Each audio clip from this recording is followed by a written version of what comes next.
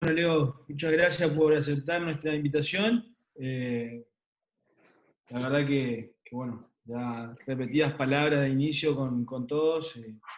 Esto de la cuarentena a nosotros nos tiene bastante enloquecidos en las calles y bueno, ver la alternativa de estar un poquito en contacto con todos y bueno, escuchar a gente de vasta experiencia para seguir nutriéndonos y bueno, ofrecimos este espacio para que vos hagas una pequeña disertación, desde ya agradecido, y bueno, te escuchamos.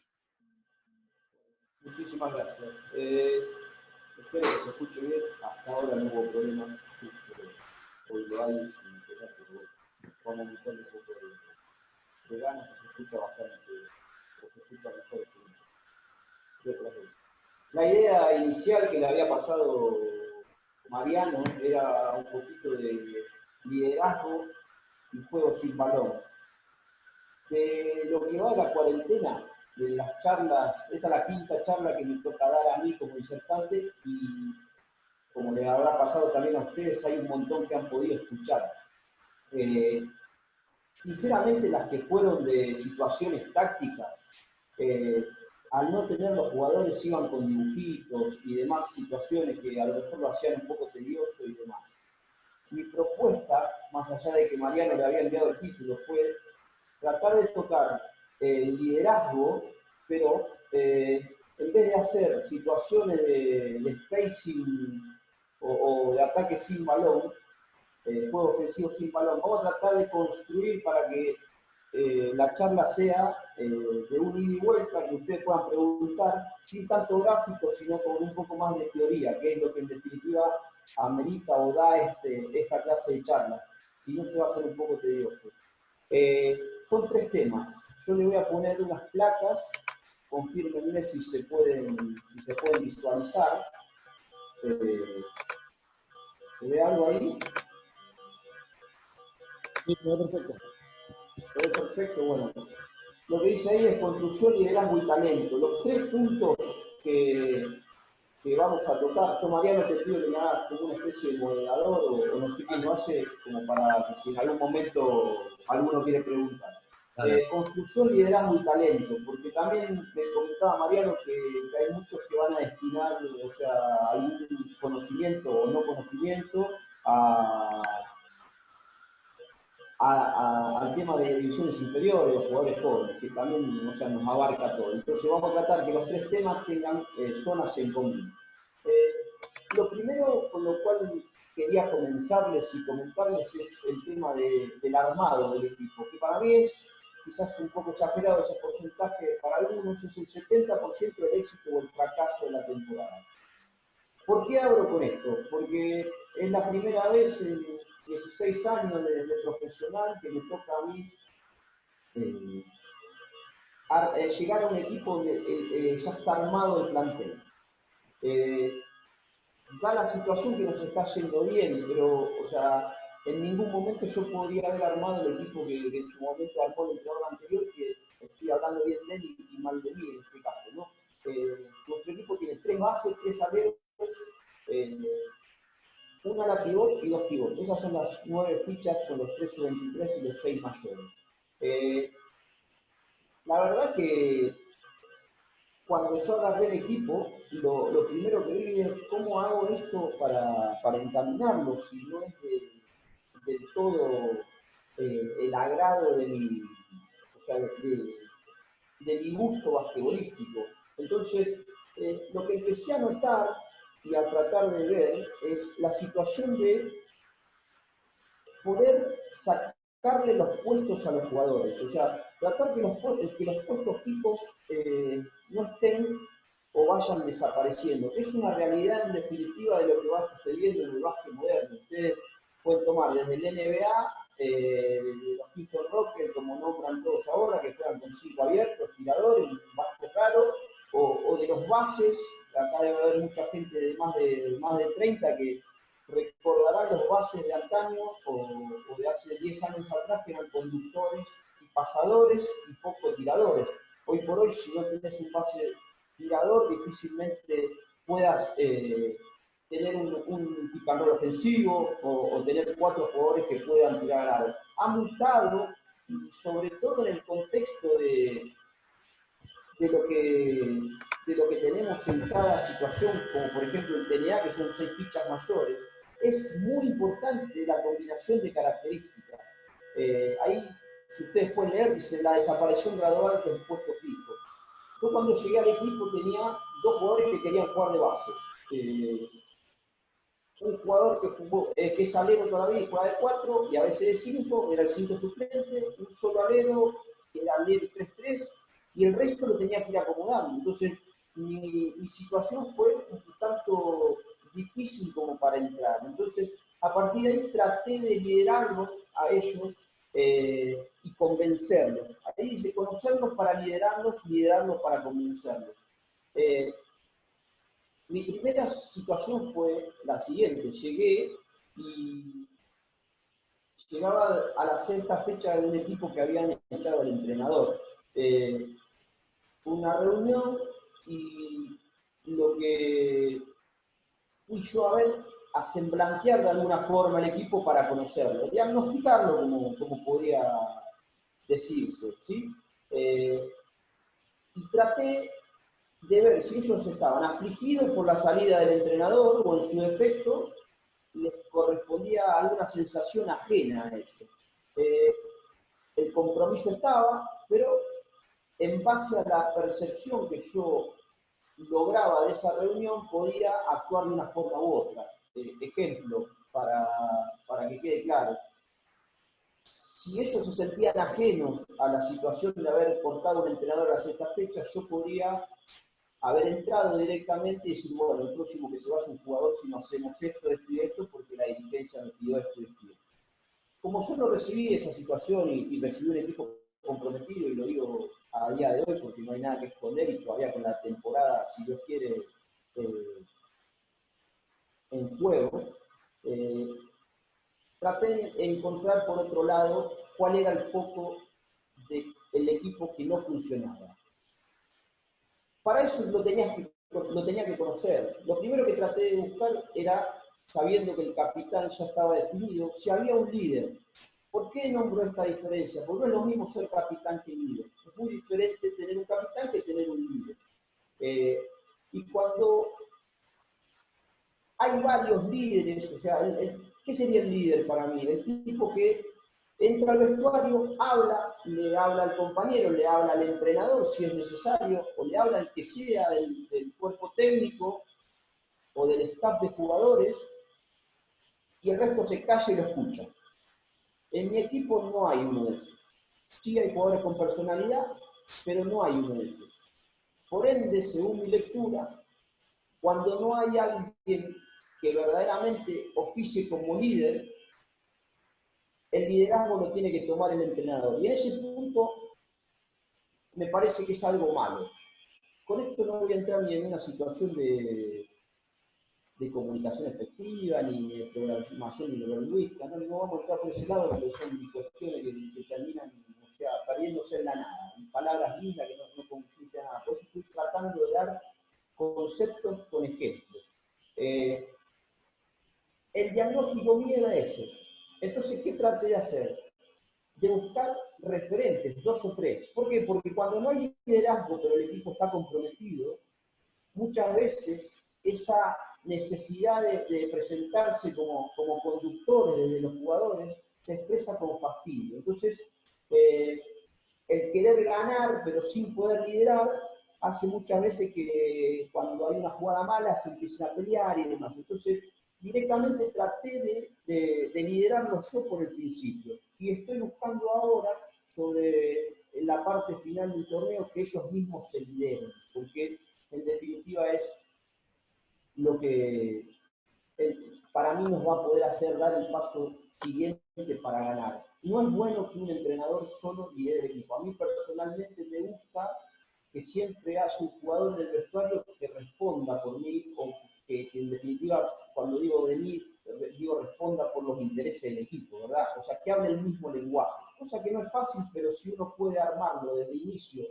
al equipo, seguramente lo encuentra. Por eso les ponía la primera placa donde decía que el armado del equipo para mí es más del 60-70% del éxito o el fracaso de la temporada.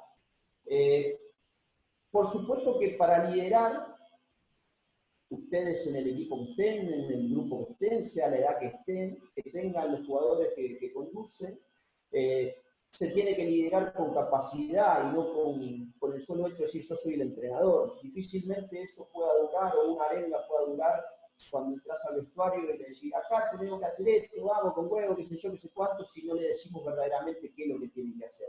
Y siempre estamos negociando, todo el tiempo. ¿Por qué? A mí me pasó algo muy curioso, que tiene que ver también con la construcción.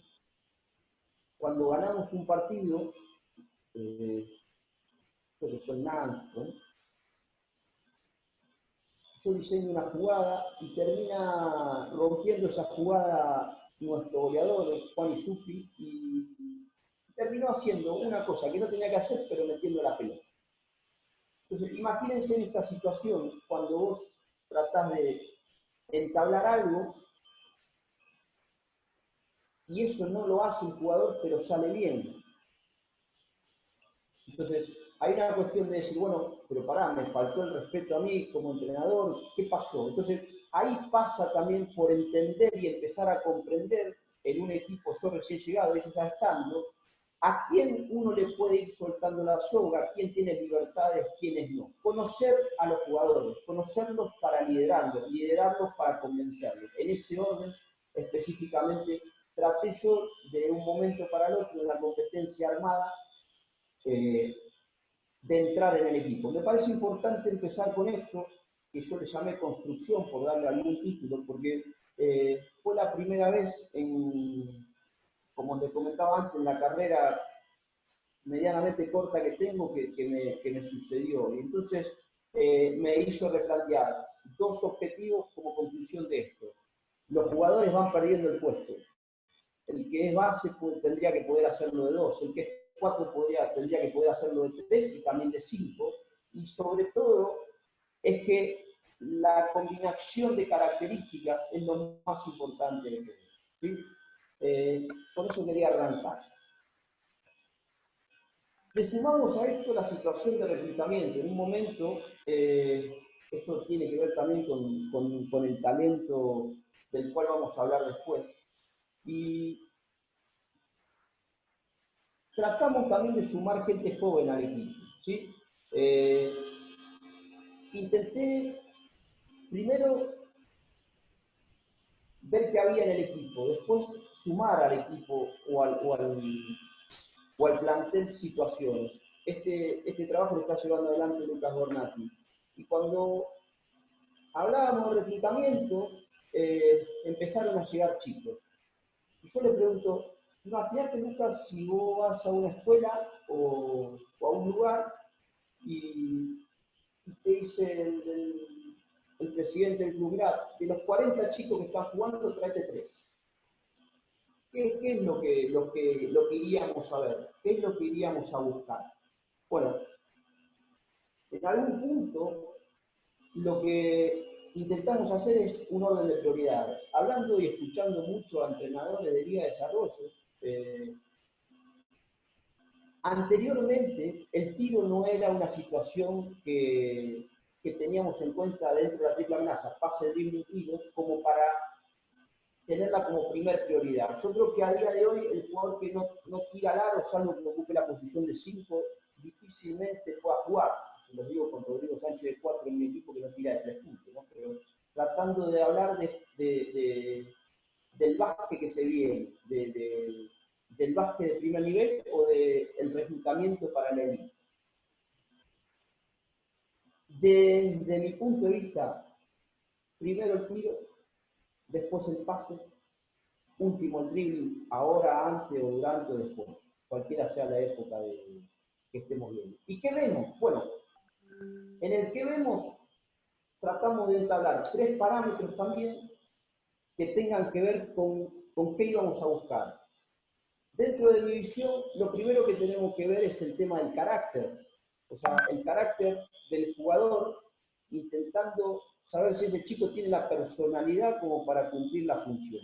Después el talento y después el biotipo, el porte físico o como quieran llamarlo. Entonces, dentro de esas tres estructuras nosotros fijamos parámetros como para complementar al equipo. De hecho, se sumó el chico Tarnovic, el pibe Gallardo y otros tantos más de afuera, Chico Aleso que mide 2,6 m y es salteño, y tratamos de, a partir de ahí, complementar al equipo con vistas a futuro. Dentro de esos parámetros, no quiere decir que los parámetros nuestros sean los mismos que los que pueden utilizar ustedes, ¿está claro?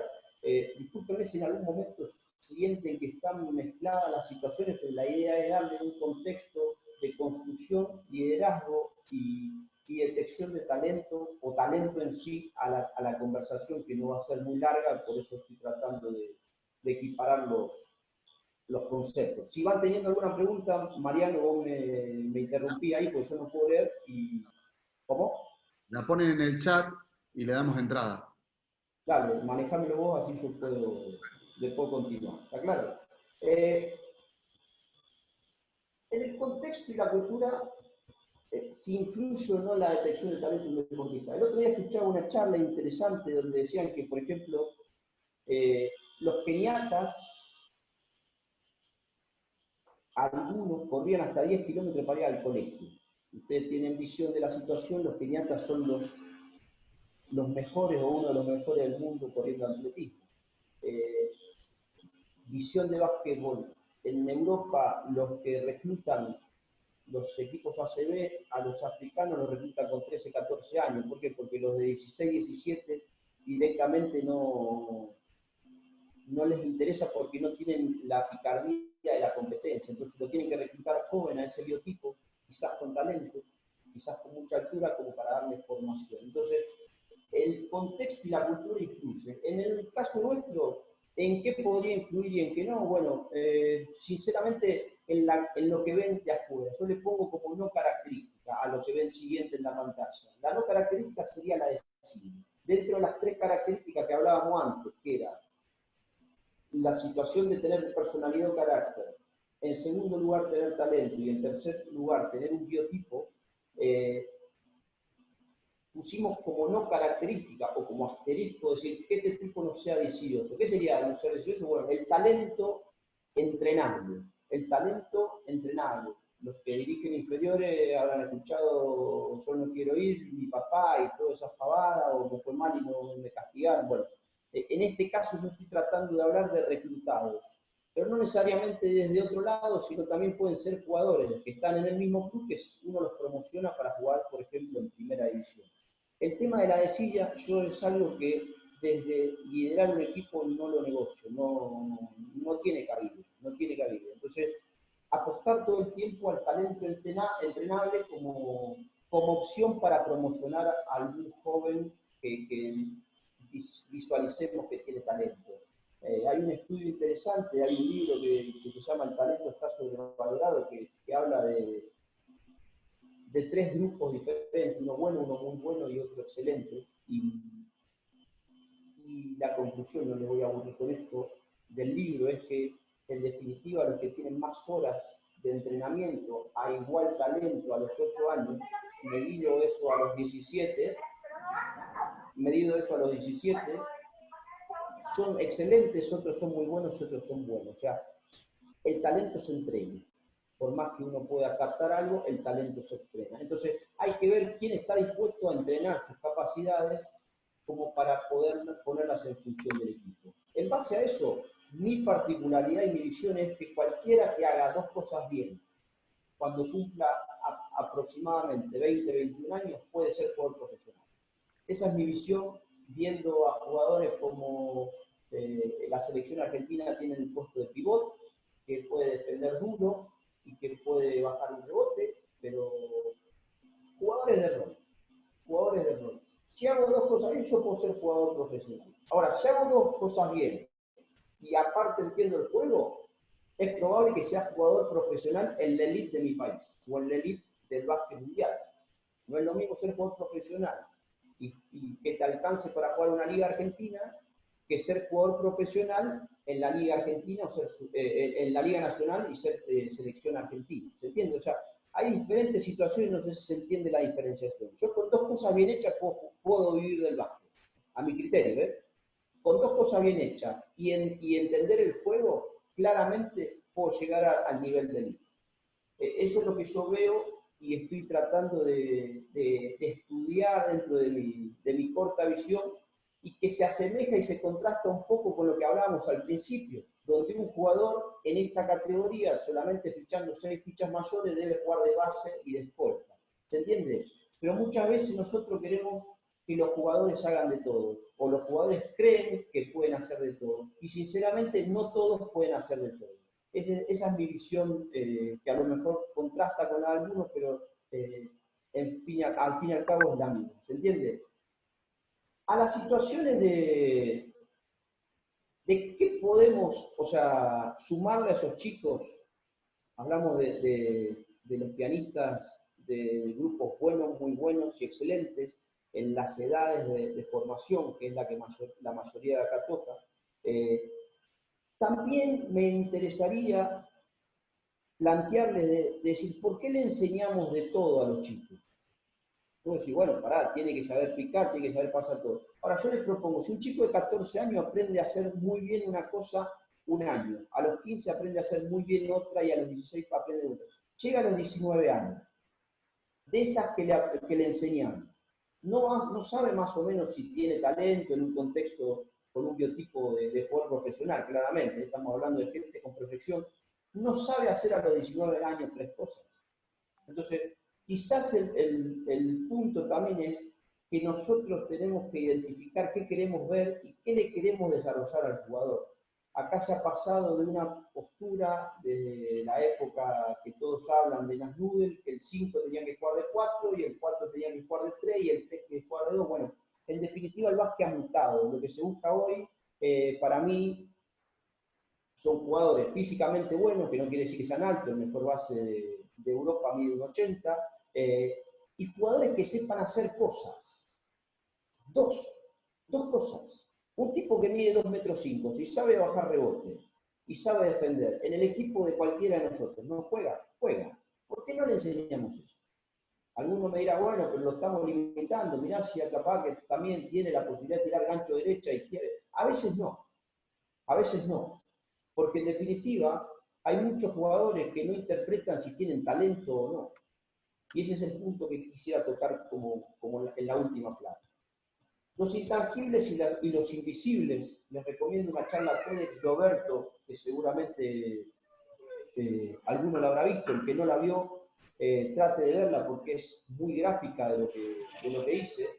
Para mí son todas las situaciones que no se pueden dibujar en la tabla. Cuando vos le decís, defender 1 por 1, agarrar un rebote, cortar línea de pase, etcétera, etcétera. Todo lo que no es dibujable en una tablita, para mí es totalmente, lo llamo intangible o invisible. O en la estadística básica que manejamos acá, no en el Synergy de A, sino en las categorías de ascenso y lo que pueden hacer ustedes también a nivel provincial o a nivel local. El tipo que puntea un pase, o el que defiende duro y el compañero roba la pelota, o el que generó una acción de descarga o desde el poste bajo y da un pase y hay otro que da el pase y se le anota la asistencia. O sea, todo aquello que no figura en la estadística, pero que produce para el equipo, y todo aquello que se llama invisible, que de los 100 que se sientan en la tribuna hay 99 que no lo entendieron, porque hay uno que generó, pasó la pelota y recibe un pase extra y tira de 3 puntos, miran el que metió el triple y no el que generó la jugada. O si se le escapó la pelota, se le escapó el atacante al base desde el eje de cancha y hay un grandote que saltó a puntear el tiro, que no hay ni tapa ni rebote, pero en definitiva le modifica la acción de tiro. Todo eso le llamo yo invisible. ¿Por qué les marco esto de intangible e invisible? Porque para mí, si ven arriba que les dejé la placa, las dos cosas bien hechas, más entender el juego, puede ese entender el juego ser reemplazado por dos cosas bien hechas más intangibles e invisibles. Esto mucho más asemejado muchas veces a los hombres altos, donde a veces no son grandes comprendedores del juego, pero con esas dos cosas bien hechas, más trabajos invisibles o intangibles para el equipo, sí son jugadores profesionales de élite. ¿Sí? El último punto de ahí dice detección de talento tardío, que bueno, ahí quizá el mejor jugador de la historia argentina, que a los 16 no era mi selección bahiense, o el mejor jugador del mundo en su época, que a los 16 lo retrasaron de la universidad. Esto muchas veces para los chicos, aquellos que se deprimen por el hecho de que, bueno, mi compañero juega mejor que yo, o yo no tengo el talento de meterle, etcétera, etcétera. Bueno, muchas veces hay el despertar del talento tardío en el chico que, en definitiva, hace que el que explotó a los 14, hay muchos que exploten a los 17 o a los 18. Leo, ahí te puedo hacer una pregunta yo. ¿Hasta qué edad, Sí, sí, vamos a hacer ¿hasta qué edad crees vos ¿Cómo? que podemos creer que un chico puede llegar a ser profesional? O sea, una edad que vos decís, bueno, no, acá ya no hay chances. O sea, ¿vos creés que hasta los 18, 19, 17 o se puede extender a más? Hablo profesional, ya jugar un TNA o una liga nacional, ¿no? Mira, yo me he llevado varias sorpresas, por eso no sé si estoy en condiciones de, Mariano, o sea, ser tan severo en responder esa pregunta.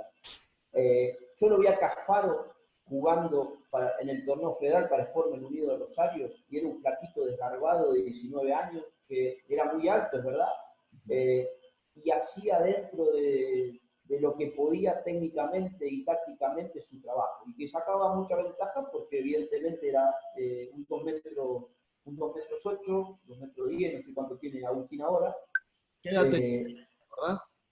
19 años. 9. 19 años. Y vos decías, bueno, el tema es ahí, esa escala que yo puse, primero personalidad, carácter, después talento y después biotipo. Hay muchos, seguramente en la charla, que puede ser que no estén de acuerdo con eso. ¿Por qué? Porque en ese caso, nombro de Cafaro, que es un caso conocido por todo, porque es selección argentina y viene de jugar el mundial. En ese caso el chico tenía el biotipo. Y a base de mucho entrenamiento, evidentemente ese talento entrenable, porque para ser selección argentina algún talento tenés que tener, ha logrado llegar. Después también nombré el tema depende de la cultura, el talento. En Europa te reclutan a los 13 años a los chicos que son africanos. Una cuestión que a los 16, 17 no tienen competencia interna. Para mí, una buena edad, si a los 17 más o menos no demostraste algo, es difícil. Capaz que podés llegar a competir profesionalmente en un federal o inclusive en una liga argentina ahora mismo con la cantidad de equipos que hay. Pero estamos hablando o sería la idea de direccionar a jugadores que puedan verdaderamente competir en un primer nivel. Quizás si a los 17 no mostraste algo, Mariano, no sé, por ejemplo, tu hijo, ¿a qué edad mostraba cosas? Ya de temprana edad. Claro, bueno, yo por ejemplo ahí, con lo que vos me das de Cafaro, es también similar a lo del Toro Acuña, ¿no? Jugó en San Peña, Clarísimo. a los 2 años jugó en Río.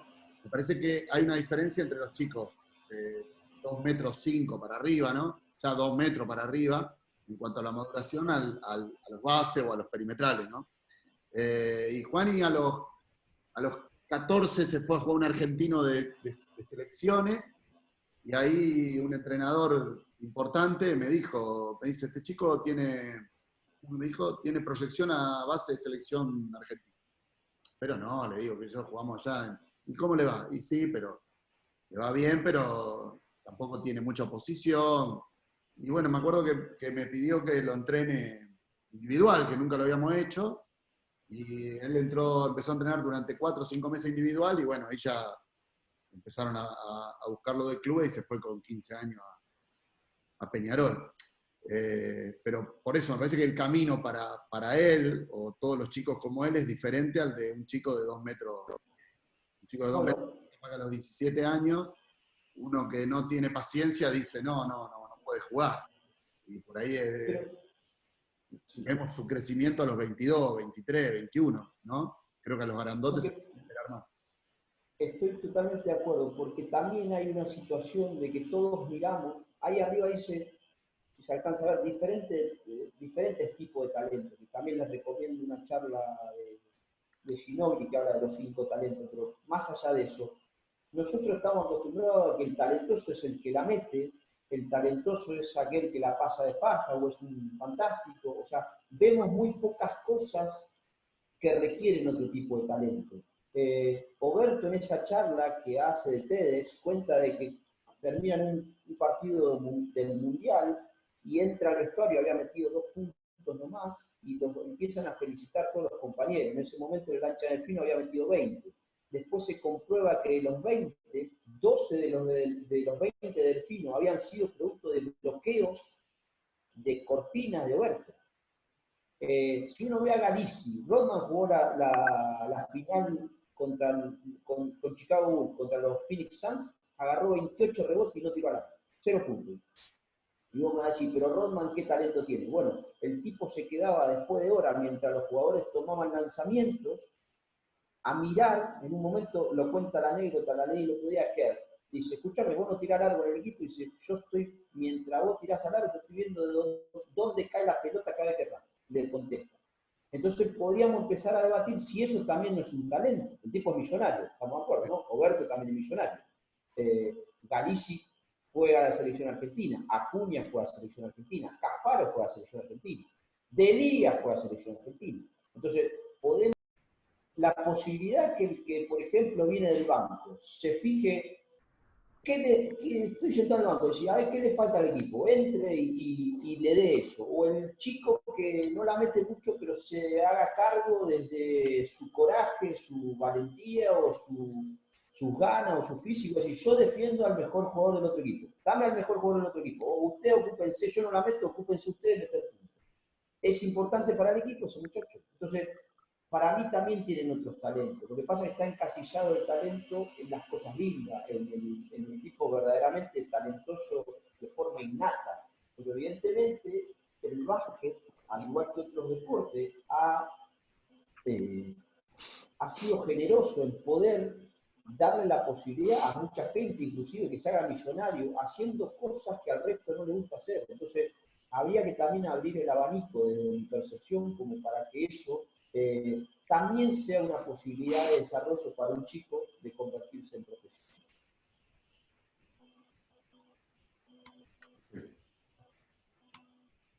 Entonces hay otra pregunta, Mariano, o quedó algo de aquí. No, por ahora no. Acá en el chat no. Lo mío, perfecto. Bueno. Eran más de 40. Bueno, las últimas 2 situaciones que yo me había anotado acá, bueno, la primera era la de los diferentes tipos de talento, que justo me dio el pie tu pregunta como para ahondar en eso. La interpretación del talento en nuevas generaciones, yo lo puse ahí por una cuestión de que debe haber algunos más cerca de los 40 como yo, que de los 20 y pico, y que hemos crecido en una cultura con muchos entrenadores y algunos inclusive que han venido a dar clínicas a la Argentina, donde el concepto era, o es para algunos a día de hoy, que los jugadores son todos unos hijos de puta, perdón la expresión, o que el mejor o el más bueno de los jugadores es el último en cagarte, y todos esos latiguillos que en definitiva hicieron siempre una división entre el que conduce y los conducidos. Y si hay algo que, sobre todo en esta nueva generación de chicos, donde yo puse ahí algunas situaciones que me parecen, no a mí, sino a los que estudian todo lo que son los diferentes tipos de generaciones que se van sucediendo y sus cualidades irreverentes, algunos rápidos, poca motivación, podemos llenarlo de conceptos sobre tecnología. Si hay algo que hay que hacer con estos chicos, para mí es conocerlos y tratar de entender que uno no es el de arriba y ellos son los de abajo. Es fundamental para mí, a día de hoy, con la generación de estos jugadores, desterrar esa filosofía de que son todos unos hijos de puta y que el último, el mejor de todos es el último en cagarte. Me parece que no va, me parece que ha alejado a grandes entrenadores que no se han podido ayornar o lidiar con estas nuevas generaciones, donde hay que tratar de adaptarse a ellos y no combatirlos. Entonces, como se verá, o por lo menos lo que trato de expresar yo, que hay en 45 minutos, un montón de situaciones que en ningún momento aquí hablamos del pick and roll, o del juego sin balón, o del movimiento sobre el poste bajo, ni nada, sino que tiene más que ver con todo lo que bordea hacia afuera del campo y que es tan o más importante muchas veces que la capacidad. Ojo, hago este paréntesis, porque se va a creer y si no, o sea, es muy finito el límite entre hablar de todas estas cosas y desestimar la capacidad. Empecé la charla diciendo que nosotros éramos respetados por liderar desde la capacidad, no desde el cargo. Entonces, esto complementa al saber. Esto complementa al saber. ¿Se entiende? Y lo que yo siempre les dejo como última sensación de una frase que se usa mucho y que me parece copiar lo bueno que está bien, es ser la mejor versión de uno mismo, que es lo que los chicos deberían tratar de ser sin tener que estar todo el tiempo cotejándose con el de al lado o el compañerito que la mete o aquel resultado que vino, en el caso nuestro, desde Posada, porque juega mejor que yo, y demás. Tratar de competir con uno mismo como para intentar ser la versión o la mejor versión de uno mismo. Perfecto. Leo, ahí Damián quiere hacerte una pregunta, después yo también. Abrimos directo preguntas. Buenas tardes. Buenas tardes. Volviendo un poquitito al tema de los talentos y el desarrollo de los talentos, vos decías que por ahí a los 19 años puede llegar a tener que descubrirse como para poder jugar básquet profesional. Coincido con lo que decía Mariano, de que por ahí hay puestos o por talla, hay chicos que, caso Juani, que ya de chiquito se veía que iba a ser algo productivo para el básquet profesional y nombrabas a Cafaro, que por ahí fue algo más tardío. La pregunta es, con esto de que los jugadores mayores hoy en día se están retirando con más de 35 años,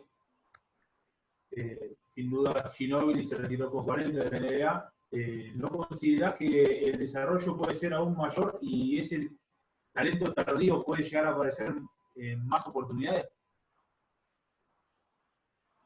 Sí, para mí, o sea, coincido con la última parte y no tanto con la primera. La última parte me parece, estoy de acuerdo, que puede cada vez, o sea, sobre todo porque hay lugar para muchos, pero que puede ese talento despertarse a más tarde edad. Lo que sí que creo que la primera parte tiene que ver con la comprensión del juego. A día de hoy se ha confundido para mí en muchos conceptos lo que es básquet moderno con correr, llegar y tirar sin entender nada de por qué se llega y se tira. O sea, una cuestión es el básquet moderno que nos gusta a todos, pero desde la Rusia del 82, que el otro día postearon las finales del mundo, que ya corría y tiraba los dos pases en transición, y otra cosa es llegar y tirarla sin entender nada. Hay muchos chicos que están jugando, inclusive en profesional, desde el nivel de concepción, que no entienden el básquet. Y en todas las categorías va a haber jugadores con 40 años que lo vayan a pisar y van a seguir jugando por el solo hecho de que entienden a qué se juega este deporte. Houston Rockets. O sea, me va a salir un poco el libreto como para que sea la charla un poquito más linda y que tenga un poquito más de picante. A mí no me gusta el tema ese de los 5 abiertos. Me parece que el perder la referencia del 5, por ejemplo, me dio pie, Damián, tu pregunta, como para ahondar un poquito en esto. Se ha perdido el concepto de cómo se juega. Se ha perdido el concepto, o sea, todos se creen que son Curry, todos se creen que somos 5 abiertos, llegar y tirar, todos se creen que el poste bajo no va más, y muchas veces es mal entendido eso. Entonces el de 40, para mí, volviendo a tu pregunta, para que no me explaye demasiado, juega porque hay muchos de 20, inclusive de 20 largos, que todavía no entendieron cómo se juega. Y si se mantienen bien físicamente, van a seguir jugando. En todas las categorías, Paolo Quintero juega con 41, Spiel jugó hasta los 42. Y hay muchos más ejemplos. Reinick tiene 42 años y sigo, y podría seguir en todas las categorías. El otro día vi un partido del Federal sobre el final Ciero, el chico que juega en el equipo de Pujol, ahí en Belville. El tipo es el más grande del equipo, es el que mejor juega, el que entiende el juego. Entender el juego que es, y en algún momento tenés que saber a quién se la das, dónde apoyás. El base que, está bien, el base son todos tiradores, ahora me parece bajo. Ahora, si vos no sabés a qué compañero, en qué momento, para quién y qué jugar, pequeñas cosas que te hacen base y que los compañeros te elijan como base porque vos cumplís esas pequeñas cosas, difícilmente uno de 40 años, Canela, se hubiese retirado antes. Difícilmente. Es ojo, es mi visión. Bueno, Por eso te está bueno. toda la pregunta. Está clarísimo. Ancetti dice si Aparte, influyeron tus sí. horas en Mengano para desarrollar tu talento como entrenador. Por supuesto que sí. Yo valoro mucho, de hecho, fíjate que en el staff técnico nuestro ahora acá en Oberá, tenemos al asistente, creo que es el más grande de los entrenadores en función de toda la Liga Argentina y la Liga Nacional, incluido el torneo federal, que es Roberto Vico, que tiene 63 años. Valoro mucho la experiencia, valoro mucho la gente que el numerito, está todo bien, yo sé hacer scouting, me meto, nos metemos al Zoom, el tipo que en el medio del partido te dice, che, fíjate que el 4 está cansado, vamos a guardar los 5 minutos y cerramos los últimos 3 con él, y a mí a veces se me escapa porque estoy mirando otra cosa, estoy mirando 10 cosas, valoro un montón, porque para eso tenés que tener horas y años de haber visto partidos, de haber conducido, y la computadora eso es lo que le da. Hablando de años, Enrique Schereiner, que este año fue alumno de Neva 2 con 67 años. No. 64. 77. ¿Me escuchás? Te quiero hacer una pregunta, dale. Leo, tengo 64 años y bueno, me dediqué a estudiar estos 2 años porque Mariano me dio un empujón ahí. Siempre estuve alrededor del básquet. Experiencia tengo, pero no la que tiene tu asistente, ¿no? Siempre a nivel provincial y amateur. No, me confundí un poquito y quería que vos me aclares. Cuando vos diste el ejemplo, porque a mí me gustan los detalles, cuando dijiste que hay un chico que viene y te dice, déjamelo a mí, a ese tipo que nos está haciendo desastre, y quiero marcarlo, yo te lo pide. Y vos lo das esa chance y ese chico te soluciona el problema, por ejemplo. O sea, baja el nivel del armador, o sea, o un triplero o un corredor, él le baja el nivel totalmente y el equipo se estabiliza gracias a la función de él específica que él entró a hacer. Obviamente, se va a cansar y va a tener que suplantarlo. Ahora, ese chico, proyectándole para que llegue a profesional, no puede hacer solamente eso. Vos mismo dijiste que tiene que hacer como mínimo 2 cosas. O sea, que si ese chico hace eso muy bien, y vos lo utilizás perfectamente para estabilizar el juego, porque hay un destructor del otro lado que es un crack, también tiene que aportar, por ejemplo, tirar de 3 muy bien o otra cosa, o buen pasador, y que entienda el juego, obviamente, como vos decís, que entienda el juego es fundamental. Ese chico, ¿cómo vos, esa cosa que le falta, la segunda cosa que le falta, cómo el entrenador ve qué puede hacer? O él tiene que mostrarte a un camino para que vos lo manejes. Bueno, Enrique, y aprovecho para saludarte y felicitarte por tu vocación a la edad que tenés, que muchas veces no tiene que ver con el documento. Me parece que el hecho de ser un destructivo, como bien nombraste, requiere de un 70% de actitud, de sacrificio, o adjetivarlo como quieras, y un 30% de conocimiento del juego a nivel defensivo. Por lo cual hay algo innato que ese chico, que es un talento defensivo que tiene, ya lo trae. Por lo cual, se me viene a la cabeza Bowen, el que jugaba con Manu Ginóbili, el peladito, que defendía siempre al mejor del otro lado, y lo único que hacía es pararse en la esquina, y si se la daban metía de 3 puntos. O sea, el poder hacer otra cosa en ataque, bueno, habrá que ayudarlo, y también es muy bueno que los chicos, sobre todo cuando son jóvenes, puedan autodescubrirse de qué pueden hacer bien. Yo creo que un chico que puede defender como Caballo, como en su momento era Ginóbili, esa capacidad física, porque tenés que tener una capacidad física grande para poder hacer ese trabajo, se puede tranquilamente proyectar en, Ginóbili no, Nocioni, quise decir, se puede tranquilamente proyectar en ataque. Entonces, difícilmente ese tipo, si es un gran especialista defensivo, no puede al menos meter un tiro de 3 puntos o correr la cancha como corresponde en contraataque. Después veremos en qué nivel sí lo puede hacer, porque no es lo mismo defender a Suppi que a Paolo Quinteros. Entonces, en definitiva, todo también se limita o se reduce a los niveles en donde uno puede desarrollarse. Por eso mi placa inicial, no sé si se alcanzó a ver, era hacer 2 cosas bien te convierte en profesional, pero hacer 2 cosas bien, más entender el juego o más todos estos intangibles te convierte en profesional de liga. No es lo mismo jugar en el federal que jugar en Liga Nacional. O sea, todos lo entendemos y se cae de maduro. No sé si respondí tu pregunta. No, gracias, está perfecto. Luqui, ¿entrás? Sí, dale, estoy. Hola, Leito. ¿Cómo te va? Hola, Luqui, querido. Gracias por estar. Bien. Yo te quería preguntar cómo vas incluyendo, dándole minutos a la rotación a los jugadores juveniles y sub-23. Yo sé que por ahí depende mucho del club, pero bueno, ¿cómo es tu manera de ir mechándolo, incorporándolo en la rotación? Mira, te sigo, o sea, con ejemplos prácticos sobre esta temporada. Como verás, y aprovecho como para manifestarlo públicamente, no hay nada acá que esconder. O sea, lo que uno hace es porque el jugador previamente lo entendió. El chico Gómez Quintero, que juega para nosotros, que para mí tiene proyección de Liga Nacional, era un chico que entraba y salía y que sabía que jugando bien o jugando mal se iba a sentar en el banco, porque había uno adelante que era ficha mayor y que siempre terminaba el partido, independientemente que si el chico lo hacía bien o no. Cuando yo lo pude entrenar los primeros partidos, el pibe la rompió toda. Hizo un gran trabajo. Y mi mensaje fue, pero no es por una cuestión de mérito mío, es por una cuestión de que si nosotros como entrenadores no le damos la derecha al chico que se está haciendo el trabajo, no lo premiamos, entonces solamente pedimos que haga su trabajito un ratito. No, cerró los partidos.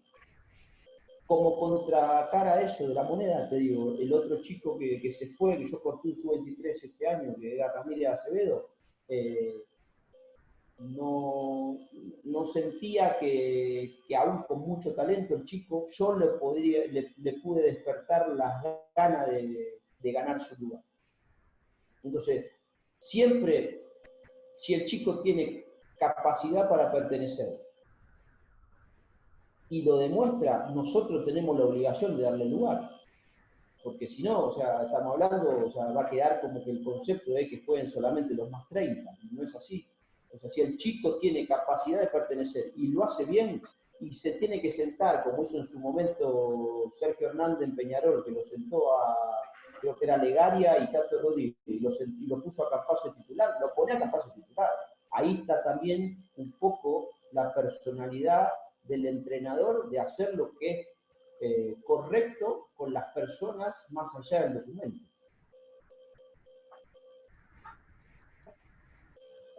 Genial, Leo. Bueno, acá me pregunta uno por privado, capaz que no puede hablar.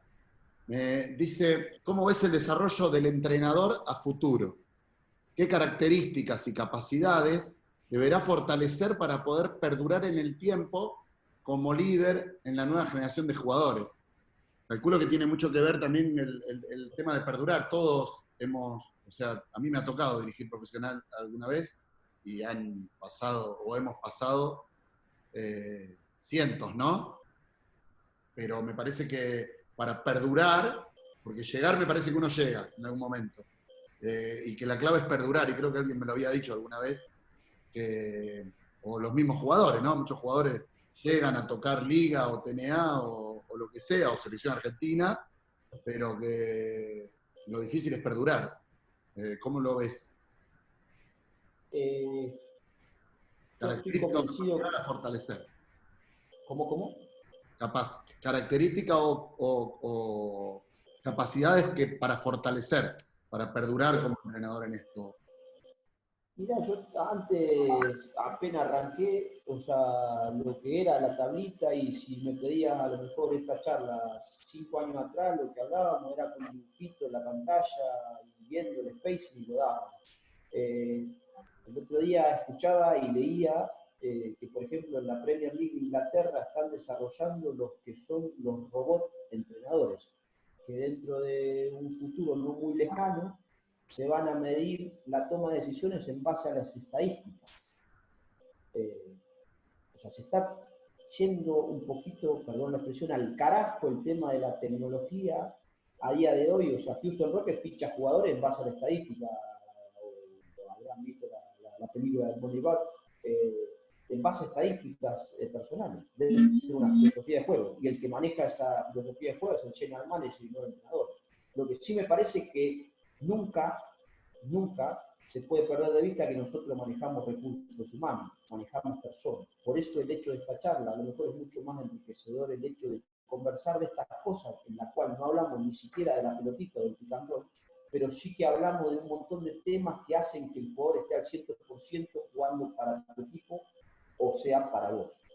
Entonces, para mí hay que potenciar todo lo que tenga que ver con situaciones de recursos humanos y manejo de las personas. Por supuesto que hay que estar ayornado con lo que hacen los mejores equipos en Europa, en el mundo, ver los mundiales, seguir capacitándose y demás. O sea, la capacidad nunca tiene que ser, o sea, en contraste de todo esto que estamos hablando. Pero sí que hay un montón de situaciones a contemplar que antes no se manejaban. Hoy hay un chico que vos le decís, el 4 tira de 3 puntos y te mira. Vos en Náutico, permitime la salvedad privada, cuando eras cadete en Náutico Rosario y el entrenador te decía, mirá que el 4 tira de 3 puntos, no lo dudabas. Vos te convencía que el 4 tiraba de 3 puntos, porque no había forma de chequearlo. Ahora, estos chicos nanotecnológicos chequean todo, no te creen. Primero no te creen. Van a chequear la información que vos les diste. Y si sale bien a partir de su ejecución, te empiezan a confiar en vos. Es mucho más difícil, porque el nivel de toma de decisiones nuestra se ve mucho más cotejada, mucho más achicada, o sea, no tenés mucho margen de error. Le tenés que decir, estar muy preparado para decir, y después explicarle, sí, mirá, tira de 3 puntos, pero a veces no es que te tiene que meter la penetración por ese tema, ¿entendés? Entonces, hay muchas situaciones que tienen que ver más con el manejo del recurso humano que con el juego en sí. Para mí hay que estar preparado con eso. Yo personalmente hago una vez por semana psicólogo deportivo, no porque esté loco, ni porque me peleé con mi mujer, ni nada. Simplemente para ver de qué manera potencio la productividad, de qué manera no me enojo más en un partido, de qué manera soy totalmente productivo, como decir, mira, este tipo se equivocó y hace 3 minutos se lo dije en el vestuario y hace 24 horas le dije que el tipo este iba para la derecha y le metió el gol yendo para la derecha. ¿Qué hacemos nosotros? La puta madre, te dije que iba para la derecha, ¿por qué no lo defendiste? Bueno, eso no va más. No va más. El que quiere dirigir alta competencia no va más. Decir, mirá, sentate, che, viste que te dije que iba para la derecha, dale, va, vos.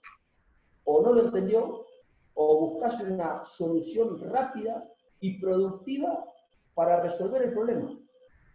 No va más. No va más. Entonces hay que luchar contra nuestros propios, o sea, contra nuestra propia energía, hay que luchar contra la sangre a veces, ¿viste? Cabrones somos todos, porque nos sentamos en el banco de suplentes y somos todos cabrones. Pero no va más. Se volvió una cuestión mucho más, ¿viste? De lectura, de comprensión, de tratar de contar hasta 100.000. Muchas veces va en contra de lo que uno pregona o lo que uno siente, pero bueno, el famoso equilibrio que sirve para todo aspecto de la vida también es aplicable acá, y para eso hay que estar preparado. No, la tablita o el Synergy o el software de edición o la clínica de Scariolo no te la van a dar. Hay que prepararse con cuestiones que tienen que ver también con cosas que no son ni técnicas ni tácticas, en mi opinión. Perfecto, Leo. Bueno, no sé si alguien más tiene alguna pregunta. Si no, Marce, ¿querés dar? ¿Vos, Leo, tenías algo más? No estás. ¿Podría preguntar algo? Sí, dale. Bueno, buenas tardes a todos. Leo, te quería preguntar, ¿qué cosas pensás de los niveles de la liga o de torneos grandes que haya estado que se puedan transferir a clubes de barrio o clubes menores que tenemos nosotros, ya sea, no sé, incorporar un psicólogo, incorporar nutricionista para los chicos, cosas que sean detalles que a la larga pueden ser, a la larga o a la corta pueden ser importantes. Mira, eso que vos decís, Dante, para mí tiene que ver con recursos. Lo que yo lo plantearía desde el punto de vista de qué nosotros podemos hacer. A mí me tocó ver algunos entrenamientos de tipo de liga y los equipos de liga le están dando clases teóricas a los jugadores. Entonces vos me decís, bajá de YouTube la final Argentina-España y te fijás el alto bajo de Gasol. O haces un editado de poste bajo con los movimientos de pie que hacía Olajuwon o Escola, para mí no también. Eso vos lo podés proyectar con 10 sillas y mostrárselo a los jugadores. Lo podés hacer. Bueno, eso no le cuesta un recurso, le cuesta cero al dirigente. Si le vas a pedir a una nutricionista al dirigente en un ámbito local, te va a decir, mirá, tenemos 100.000 cosas para atender primero, o un psicólogo deportivo. Yo, de hecho, estoy renegando en los equipos profesionales para formar un psicólogo deportivo y hay dirigentes que te dicen, en vez de escuchar un psicólogo deportivo, vamos con un jugador mejor.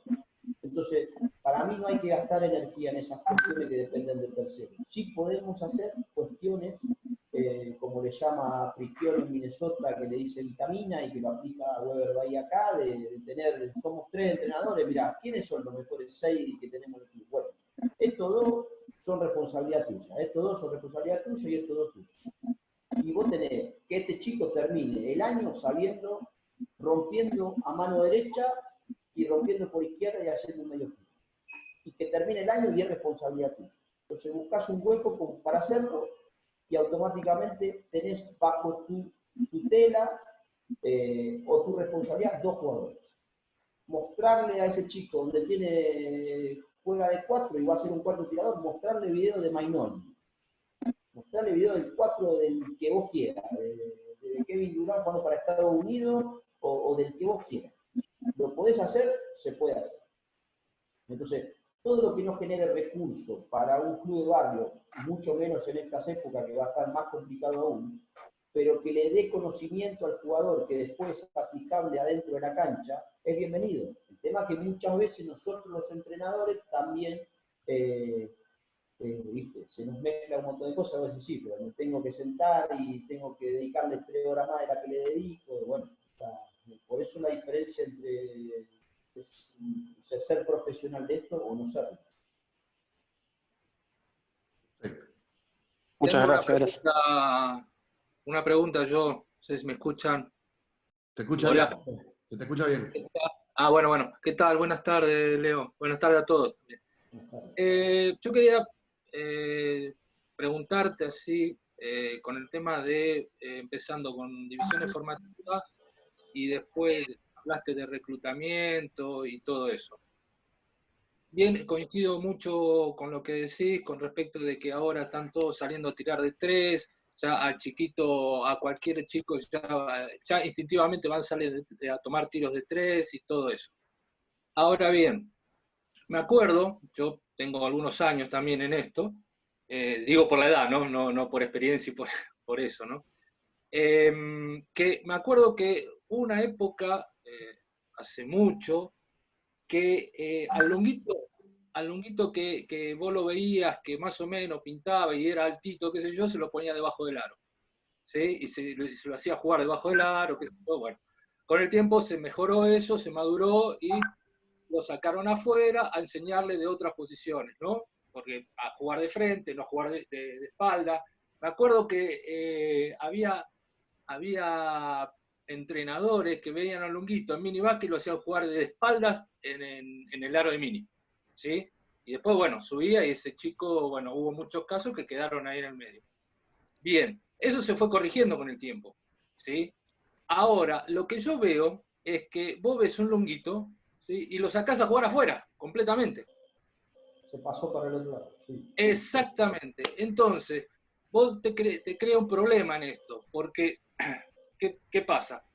Hay cantidad de chicos que juegan de afuera, ¿sí? Y juegan solamente de afuera y por ahí el jugador, de acuerdo a los movimientos o lo que vos quieras hacer en un juego, se le presenta oportunidad de jugar, no sé, definir una pelota bajo el aro, y no sabe cómo. ¿Sí? No sé si me vas siguiendo lo que estoy diciendo. Entonces, Sí. yo creo que tiene que haber un equilibrio en todo eso. Como pasó al principio eso del lunguito bajo el aro, me parece que ese es un extremo al igual, que creo que es malo también el lunguito afuera completamente. ¿Sí? Yo creo que tendría que haber un equilibrio en eso, porque llegamos al punto de que no todo el básquet, en eso coincido como es jugar todo de afuera. Se perdieron los 4, no hay 5, si bien es por altura, pero también si vos bajás los centímetros, también quedó demostrado con la selección nacional y con los distintos seleccionados en formativa, que por ahí la altura no es hoy en día ya no es tanto el tema de una supremacía. Entonces, mi pregunta es, ¿qué opinás de eso? O sea, de que tendría que haber un equilibrio en lo que sea en la formación del chico de abajo, porque no todos llegan al profesionalismo, obviamente. Entonces, Entiendo. ¿cómo poder equilibrar eso? Entiendo, Alejandro. Lo que pasa es que o sea, nos debe pasar a todos, que cuando tenemos uno que es bueno abajo del aro y yo este alto, y mirá si tirara de 3 puntos, entonces lo proyectamos ya en nuestras cabezas. No, bárbaro. Está O jugando sea, en Europa. claro, eso no está mal, está bárbaro, pero no limitarlo solamente a eso, o por lo menos en la parte de formación del chico. Por eso al principio, yo quizás quedó medio descolgado, pero intenté hablar de construcción de equipo y decía que depende del contexto, el chico tiene que saber hacer varias cosas, pero que en el básquet elite, si vos sabés hacer 2 cosas bien y entendés el juego, lo jugás. Entonces muchas veces nosotros, los entrenadores, que somos grandes responsables de esa situación, al lunguito, y si mide 2'6", a nosotros nos pasa, para darte otro ejemplo que siempre se entiende mejor, el chico Aleso, un chico salteño que mide 2'6". Ese chico, vos lo ves correr, tiene problema de pisada, es coordinado, pero tiene lentitud con 17 años. O sea, ¿puede ser más rápido? Sí. ¿La puede llegar a meter de 3 puntos? Sí. ¿Es su talento? Claramente no. ¿Cuál es su verdadera arma que lo puede hacer profesional? Mira, es muy bueno y muy largo. Si ese chico nosotros lo ponemos a que haga buenos movimientos de pie, de espalda larga, ¿sí? Y pueda defender con coordinación, punteando tiro y entendiendo el juego y respetando reglas defensivas, ese chico en Liga Nacional juega. Ahora, te repregunto, nosotros formamos jugadores para que jueguen ¿en qué nivel? Claro, O lo formamos nosotros, bueno, pero nosotros le damos el nivel en donde va a jugar el jugador. Nosotros lo que podemos hacer es coartarle que llegue a algún nivel, porque puede pasar, ¿eh? Hay chicos con mucho talento que si este no le da la cabeza, ¿no? Si no le da la cabeza, pues le enseñamos a que le dé la cabeza, le enseñamos a entender el juego, o mide, como dijiste vos, en infantil de 1,90 y cuando llega a jugar a primera mide 1,98 y solamente sabe jugar de espalda. Entonces, viene todo también a base de una proyección y de un entendimiento donde debería, yo no soy el más apto como para tocar ese tema en cuestiones de desarrollo formativo, porque nos metemos también en cuestiones antropométricas, viene también acompañado de que para mí primero hay que saber que el jugador haga muy bien lo que está más cercano a hacer. Yo al eso en Salta, acá en Noguera, lo que tengo que hacer es que sea muy buen jugador de poste bajo, con 17 años. Primero, juega muy bien el poste bajo. Ahora, a los 18, si ese chico ya agarró 2 o 3 movimientos de poste bajo y tiene coordinación, a lo mejor ahí lo empiezo a correr. O sea, si vos estás muy cerca de hacer algo muy bien, ¿por qué yo te voy a empezar a enseñar a hacer otra cosa que vas a hacer más o menos bien? Vamos a tratar de que sea. En eso estamos de acuerdo, ¿sí?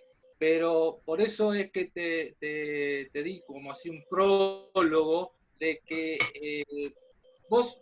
claramente vos ves a algunos chicos, por ahí uno tiene el ojo clínico de ver, mira, este chico por ahí, si vos lo sacás tanto afuera, y no, o al revés, obviamente, o sea, mi pregunta es para ambos lados, adentro o afuera, ¿sí? Está en eso, en ver, a ver, bueno, este chico tiene estas condiciones, podría ser, pero por ahí anda mejor del otro.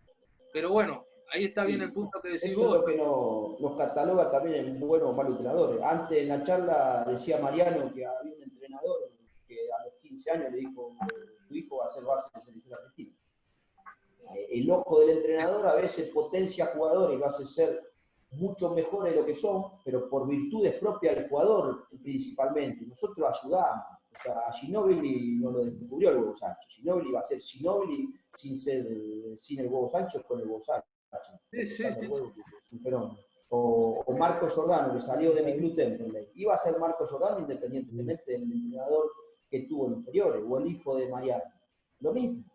Después nosotros lo podemos ayudar a potenciar esas virtudes, o en su defecto, si somos malos entrenadores, podemos perjudicarlo en no potenciar esas virtudes. Eso para mí te determina si vos sos jugador internacional, jugador selección argentina, jugador de liga o jugador de una categoría de ascenso. En esa influencia sí la tenemos, pero que hay muchos jugadores que son potenciados con el ojo del talento, del entrenador en su talento, y otros que son altamente perjudicados, va a pasar, pasó y seguirá pasando. Por eso nos convierte también en buenos o malos entrenadores de formación. Totalmente de acuerdo. Sí, bueno, Leo, se nos corta. Quedan un par de minutos, así que si querés redondear y terminar así, porque ya se va a cortar y así terminamos bien. Yo de mi parte, agradecerte estas hora y media casi que te tuvimos ahí hablando, pidiéndote consejos y ayudando un poco a no solo a los entrenadores de la provincia o del norte, sino un montón de profesores que se agregaron de otros lados. Ojalá que el tiempo acá en nuestra provincia sea largo y que juntos, acá está Marce escuchando, que es el director de INEVA, el jefe de todos nosotros, pueda incluirte en ayudar un poquitito a mejorarnos a nosotros y a los chicos de la provincia. Te agradezco mucho, Marcelo, Mariano.